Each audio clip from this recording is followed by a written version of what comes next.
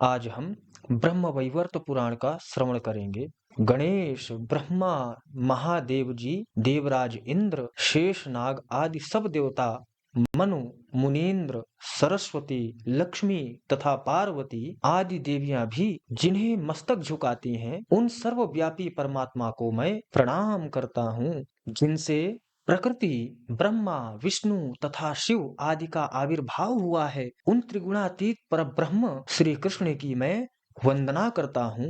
हे भोले भाले मनुष्यों, व्यास देव ने श्रुति गणों को बछड़ा बनाकर भारती रूपिणी कामधेनु से जो दूध दुहा था, वही यह अत्यंत सुंदर ब्रह्म वैवर्त पुराण है। तुम अपने श्रवण पुटों द्वारा इनका पान करो। ओम नारायणं नमस्कृत्य नरं चैव नरोत्तमं देवीं सरस्वतीं व्यासं ततो जयमुदीरयेत्। परम पुरुष नारायण, नर श्रेष्ठ नर, इनकी लीलाओं को प्रकट करने वाली देवी सरस्वती तथा उन लीलाओं का गान करने वाले व्यास को नमस्कार करके फिर जय का उच्चारण या इतिहास या पुराण का पाठ करना चाहिए। भारतवर्ष के नैमिषारण्य तीर्थ में शौनकादि ऋषि प्रातः नित्य और नैमित्तिक क्रियाओं का अनुष्ठान करके कुशासन पर बैठे हुए थे। इसी समय सूत पुत्र उग्रश्रवा अकस्मात वहां आ पहुंचे। आकर उन्होंने विनीत भाव से मुनियों के चरणों में प्रणाम किया। उन्हें आया देख ऋषियों ने बैठने के लिए आसन दिया।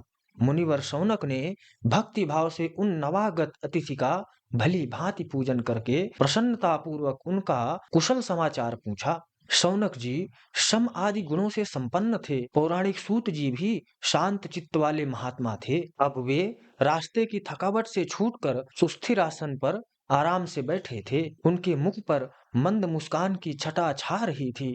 उन्हें पुराणों के संपूर्ण तत्व का ज्ञान था। शौनक जी भी पुराण विद्या के ज्ञाता थे। वे मुनियों की उस सभा में विनीत भाव से बैठे थे और आकाश में ताराओं के बीच चंद्रमा की भांति शोभा पा रहे थे। उन्होंने परम विनीत सूत जी से एक ऐसे पुराण के विषय में प्रश्न किया जो परम उत्तम श्री कृष्ण की कथा से युक्त, सुनने में सुंदर एवं सुखद, मंगल योग्य तथा सर्वदा मंगल धाम हो, जिसमें संपूर्ण मंगलों का बीज निहित हो, जो सदा मंगलदायक, संपूर्ण अमंगलों का विनाशक, समस्त संपत्तियों की प्राप्ति कराने वाला और श्रेष्ठ हो, जो हरि भक्ति प्रदान करने वाला, नित्य परमानंददायक, मोक्षदाता, तत्व ज्ञान की प्राप्ति कराने वाला तथा स्त्री, पुरुष एवं पौत्रों की वृद्धि कराने वाला हो। शौनक जी ने पूछा, सूत जी, आपने कहाँ के लिए प्रस्थान किया है और कहाँ से आप आ रहे हैं? आपका कल्याण हो। आज आपके दर्शन से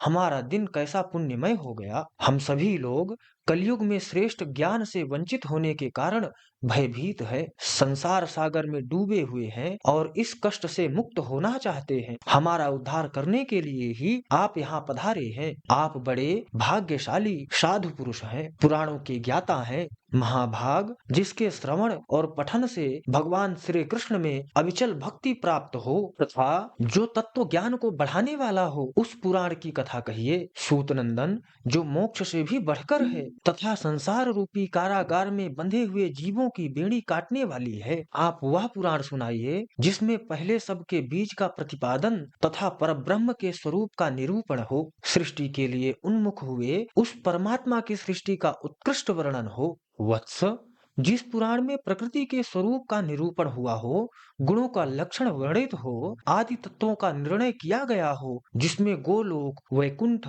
शिवलोक तथा अन्यान्य स्वर्ग आदि लोकों का वर्णन हो तथा अंशों और कलाओं का निरूपण हो, उस पुराण को श्रवण कराइए। सूतनंदन, प्राकृत पदार्थ क्या है, प्रकृति क्या है तथा प्रकृति से परे जो आत्मा या परमात्मा है, उसका स्वरूप क्या है, जिन देवताओं और देवांगनाओं का भूतल पर गूढ़ से जन्म या अवतरण हुआ है, उनका भी परिचय दीजिए। समुद्रों, पर्वतों और सरिताओं के प्रादुर्भाव की कथा कहिए। प्रकृति के अंश कौन है, उनकी कलाएं और कलाओं की भी कलाएं क्या है, उन सब के शुभ चरित्र, ध्यान, पूजन और श्रोत्र आदि का वर्णन कीजिए। जिस पुराण में दुर्गा, सरस्वती, लक्ष्मी और सावित्री का वर्णन हो, श्री राधिका का अत्यंत अपूर्व और अमृतोपम आख्यान हो, जीवों के कर्म विपाक का प्रतिपादन तथा नरकों का भी वर्णन हो, जहाँ कर्म बंधन का खंडन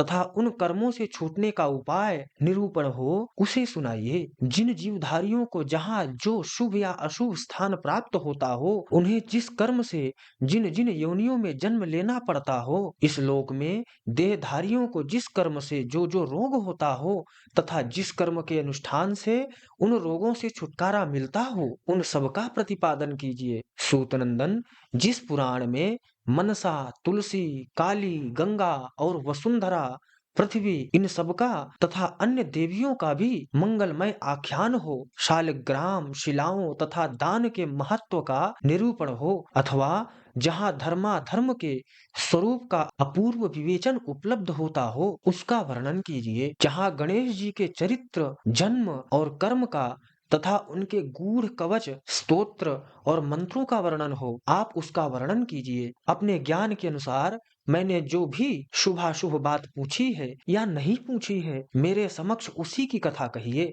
सौत जी कहते हैं, हे मुने, आपके चरणार बिंदों का दर्शन मिल जाने से मेरे लिए सब कुशल ही कुशल है। इस समय मैं सिद्ध क्षेत्रों से आ रहा हूँ और नारायण आश्रम को जा रहा हूँ। यहाँ ब्राह्मण समूह को उपस्थित देखकर नमस्कार करने के लिए चला आया हूँ। साथ ही भारतवर्ष के पुण्यदायक क्षेत्र नैमिषारण्य का दर्शन भी मेरे यहाँ आगमन का उद्देश्य है। जो देवता ब्राह्मण और गुरु को देखकर वेग पूर्वक उनके सामने मस्तक नहीं झुकाता है, वह काल सूत्र नामक नरक में जाता है, तथा जब तक चंद्रमा और सूर्य की सत्ता रहती है, तब तक वह वहीं पड़ा रहता है।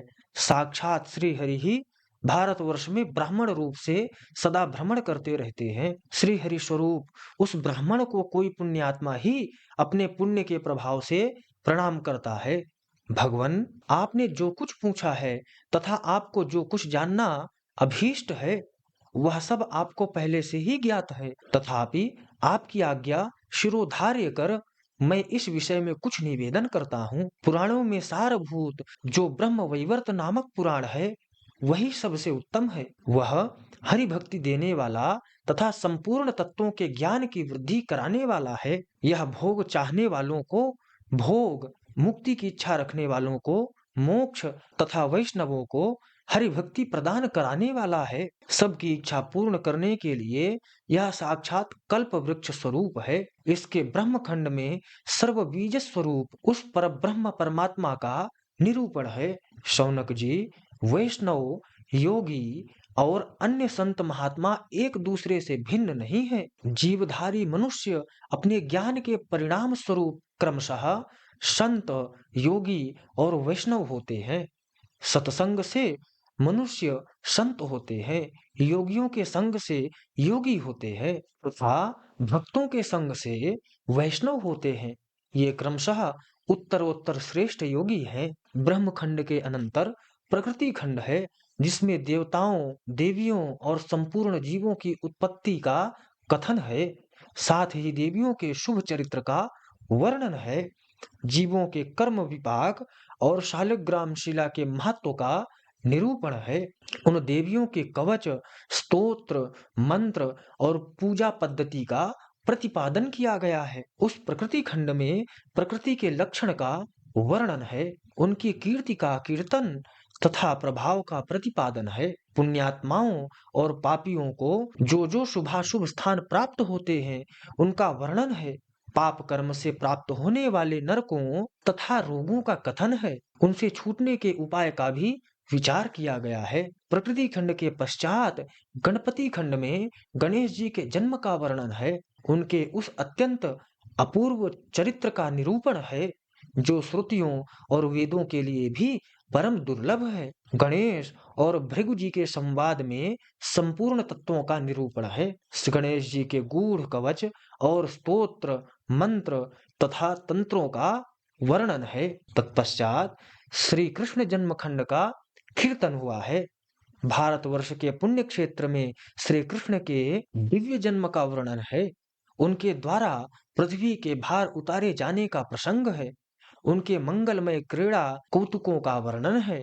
सत्पुरुषों के लिए जो धर्म सेतु का विधान है उसका निरूपण भी श्री कृष्ण जन्मखंड में ही हुआ है। विप्रवर शौनक, इस प्रकार मैंने उत्तम पुराण शिरोमणि ब्रह्म वैवर्त का परिचय दिया। यह ब्रह्म आदि 4 खंडों में बटा हुआ है। इसमें संपूर्ण धर्मों का निरूपण है।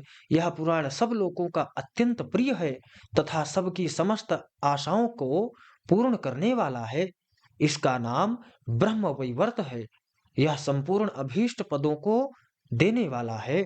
पुराणों में सारभूत है। इसकी तुलना वेद से की गई है। भगवान श्री कृष्ण ने इस पुराण में अपने संपूर्ण ब्रह्म भाव को विवृत यानी प्रकट किया है। इसलिए पुराण वेत्ता महर्षि इसे ब्रह्म वैवर्त पुराण कहते हैं। पूर्व काल में निरामय गोलोक के भीतर परमात्मा श्री कृष्ण ने ब्रह्मा जी को इस पुराण सूत्र का दान दिया था। फिर ब्रह्मा जी ने महान तीर्थ पुष्कर में धर्म को इसका उपदेश दिया। धर्म ने अपने पुत्र नारायण को प्रसन्नता पूर्वक यह पुराण प्रदान किया। भगवान नारायण ऋषि ने नारद को और नारद ने गंगा जी के तट पर व्यास देव को इसका उपदेश दिया। व्यास जी ने उस पुराण सूत्र का विस्तार करके उसे अत्यंत विशाल रूप देकर पुण्यदायक सिद्ध क्षेत्र में मुझे सुनाया। यह पुराण बड़ा ही मनोहर है। ब्राह्मण, अब मैं आपके सामने इसकी कथा आरंभ करता हूँ। आप इस संपूर्ण पुराण को सुने। व्यास जी ने इस पुराण को 18,000 श्लोकों में विस्तृत किया है।